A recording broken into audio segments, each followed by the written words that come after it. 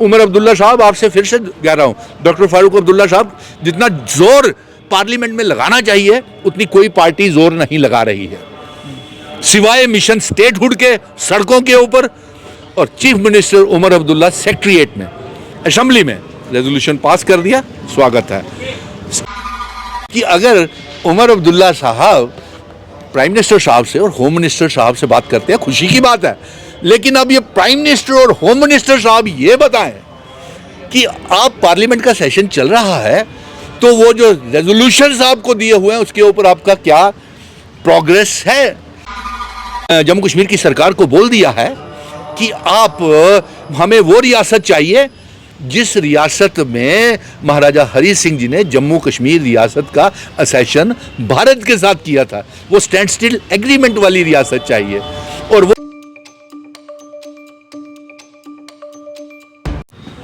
डिम्पल साहब किस तरह से देख रहे हैं, जिस तरह से उमर साहब का हाल में बयान भी आया है कि होम मिनिस्टर से बात करेंगे जम्मू कश्मीर को लेकर, क्या कहना चाहेंगे सर? देखिए, ये तो खुशी की बात है कि होम मिनिस्टर साहब से और प्राइम मिनिस्टर साहब से, नरेंद्र मोदी जी से चीफ मिनिस्टर उमर अब्दुल्ला साहब ने ये खुद कहा है कि वो फिर से बात करेंगे।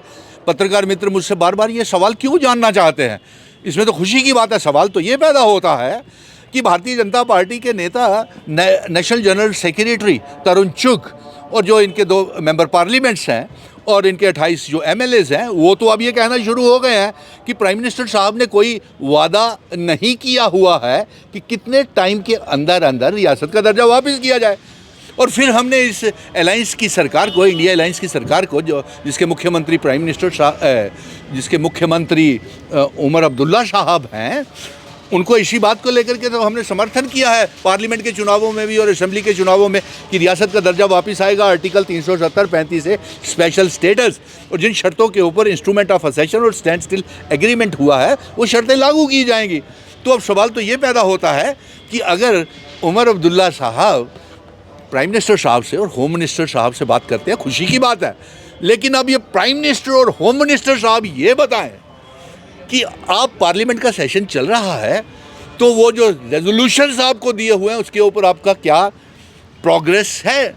और जो वादे आपने असेंबली के और पार्लियामेंट के चुनावों में किए हुए हैं कि जल्द ही असेंबली के चुनावों होने के बाद, असेंबली के चुनावों के बाद रियासत का दर्जा दे दिया जाएगा, तो वो क्यों नहीं दे रहे। नंबर 3, आपके ये अनाप शनाप क्यों बोल रहे हैं? आपका चेहरा और नीयत सब साफ हो रही है जिस तरीके से ये बयानबाजी कर रहे हैं कि कोई कमिटमेंट नहीं है। अब दूसरा, अब ये सवाल जो है ये खड़ा होता है कि हमारी आइडेंटिटी, कल्चर, डेमोग्राफी, इतिहास तेज़ी के साथ बदला जा रहा है। और मैंने तो पहले ही जम्मू कश्मीर की सरकार को बोल दिया है कि आप हमें वो रियासत चाहिए जिस रियासत में महाराजा हरी सिंह जी ने जम्मू कश्मीर रियासत का असेशन भारत के साथ किया था, वो स्टैंड स्टिल एग्रीमेंट वाली रियासत चाहिए। और वो स्टेट सब्जेक्ट सिस्टम शुरू किया जाए, जम्मू कश्मीर, लद्दाख, पीओके, गिलगित बल्टिस्तान को जम्मू कश्मीर रियासत का हिस्सा बनाया जाए। तो हम तो उस रियासत की मांग कर रहे हैं और हमें पूरा भरोसा है कि अगर ऐसा नहीं हुआ तो हम आर्टिकल 370-35 से स्टेट सब्जेक्ट और रियासत के दर्जे की जंग और स्टैंड स्टिल एग्रीमेंट के दर्जे की जंग को और तेज़ कर देंगे। डिम्पल साहब किस तरह देखते हैं, मीरा साहिब के अंदर एक नया टोल प्लाजा तोहफा मिला है, आज से वो शुरू हुआ है, लोगों में रोष देखने को मिल रहा है। देखिए, ये एक और जंग हमको शुरू करनी पड़ गई। पहले सरोर टोल प्लाजा की जंग लड़ी, अब जिस तरीके से पत्रकार मित्र मुझसे बार बार पूछ रहे हैं कि मीरा साहब में लग रहा है, मीरा साहब में एक और टोल प्लाजा लग रहा है। उससे पहले तो लखनपुर में भी साहब लगा हुआ है, सड़कों की हालत तो देखिए।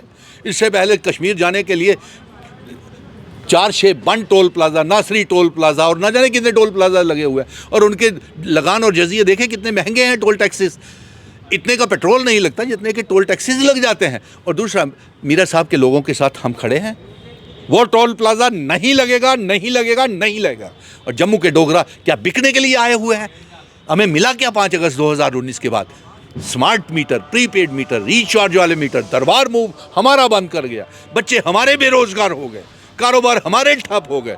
अब ये टोल प्लाजाज की नई, आप फारूक अब्दुल्ला, उमर अब्दुल्ला के करीबी हैं, क्या इस टोल प्लाजा को लेकर बात करेंगे आप? क्योंकि कश्मीर में कम टोल प्लाजा हैं, जम्मू को टोल प्लाजा पर टोल प्लाजा दे रहे हैं। उम्मीद रखेंगे लोग आपसे कि आप उमर साहब से बात करेंगे या फारूक साहब से बात करेंगे इस विषय को लेकर, क्योंकि उनके करीबी हैं? देखिए अंकुश, तमाम बातें होंगी, जिस तरीके से हमारी डेमोग्राफी को बदला जा रहा है, जिस तरीके की प्राइवेटाइजेशन हो रही है, जिस तरीके की रिश्वतखोरी, ये खुलासा हुआ है कि जम्मू कश्मीर में प्राइवेटाइजेशन बिजली को करने के लिए गौतम अडानी ने 25,000 करोड़ रुपए का घोटाला किया और उस घोटाले में जम्मू कश्मीर को भी रिश्वतखोरी दी।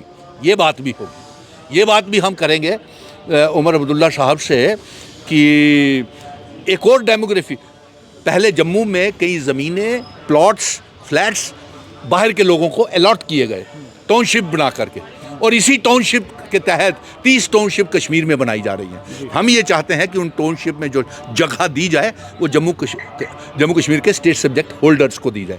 ये बात भी होगी। और डिम्पल साहब, एक सवाल रहेगा, सेंटर के अंदर एक और राहुल गांधी जो है वो प्रदर्शन करते हुए नजर आ रहे हैं कि मोदी और अडानी एक हैं, उसको लेकर क्या कहेंगे? बिल्कुल सही कह रहे हैं। वो देख नहीं रहे क्या? वो देख नहीं रहे क्या आप किस तरीके से हमारे ऊपर रिश्वतखोरी के इल्ज़ाम लग रहे हैं? और मैं एक और बात करूंगा। सबसे पहले जो सवाल आपने पहले रियासत के दर्जे के ऊपर से शुरू किया है, उस तरफ आना चाहता हूं। मैं चाहूँगा कि अलायंस की गठबंधन सरकार, राज्यसभा के भी चुनाव पत्रकार मित्र, क्या चुनाव होने वाले हैं? हाँ। तो आप उस पर भाग लेंगे? देखिए, पत्रकार मित्र मुझसे ये बार बार ये सवाल पूछ रहे हैं कि राज्यसभा के चुनाव होने वाले हैं, आप जैसा व्यक्ति जो दबंग, जो आर्टिकल 370, 35 से अपने जम्मू कश्मीर की आइडेंटिटी, कल्चर, डेमोग्राफी, काफ़ी स्ट्रगल किया आपने इसको। शुक्रिया। और ऐसे लोग असम्बली में या पार्लियामेंट में या कहीं होने चाहिए, तो बातचीत चल रही है, इसके ऊपर सोच विचार करेंगे। दूसरा ये देखने वाली बात है कि हमारे जम्मू कश्मीर की डेमोग्राफी बदली जा रही है, इसके ऊपर हमें बहुत खतरा बना हुआ है। हाँ, जो मैं बात कहना चाहता, स्टेटहुड की आपने अंकुश बात की, उसके तहत इंडिया अलायंस की पार्टीज जो घटक डाला है, मैं उमर अब्दुल्ला साहब आपसे फिर से कह रहा हूँ, डॉक्टर फारूक अब्दुल्ला साहब, जितना जोर पार्लियामेंट में लगाना चाहिए उतनी कोई पार्टी जोर नहीं लगा रही है, सिवाय मिशन स्टेटहुड के, सड़कों के ऊपर। और chief minister Omar Abdullah secretariat में, असेंबली में रेजोल्यूशन पास कर दिया, स्वागत है। स्पेशल स्टेटस का रेजोल्यूशन पास किया, वेलकम है। लेकिन जितना जोर अलायंस की सरकारों को, कांग्रेस भी क्यों जोर नहीं लगा रही रियासत के दर्जे की वापसी के लिए? पार्लियामेंट में क्यों नहीं बोल रहे इनके मेंबर पार्लियामेंट्स? जम्मू के 2 पार्लियामेंट मेंबर्स हैं, वो रियासत के दर्जे की बात क्यों नहीं कर रहे? जितेंद्र सिंह और जुगल किशोर जी, बताइए। 28 MLA रियासत के दर्जे की बात नहीं कर रहे। महाराजा हरि सिंह जी के सेशन की शर्तें लागू करने की बात नहीं कर रहे। ना इन्होंने असेंबली में बात की, इसीलिए तो उठा करके इनको बाहर फेंकना पड़ा। जम्मू कश्मीर से भी जम्मू कश्मीर के लोगों ने इन्हें बाहर फेंकना था, लेकिन वो आपकी किस्मत अच्छी है कि डोगरों ने लिहाज करी ओढ़िया तुंदे ऊपर कि चलो यार अपने ना, पर अपना कर देते तो सारा जम्मू कश्मीर की बर्बाद करी ओढ़िया।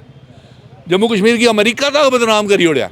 उनते अमरीका दे विच और इंटरनेशनल दुनिया में ये कहना शुरू कर दिया है लोगों ने कि जम्मू कश्मीर की आइडेंटिटी, कल्चर को डिसइंटीग्रेट भारतीय जनता पार्टी ने कर दिया है, और जम्मू कश्मीर की सरकार को भी भारतीय जनता पार्टी ने कमज़ोर कर दिया है।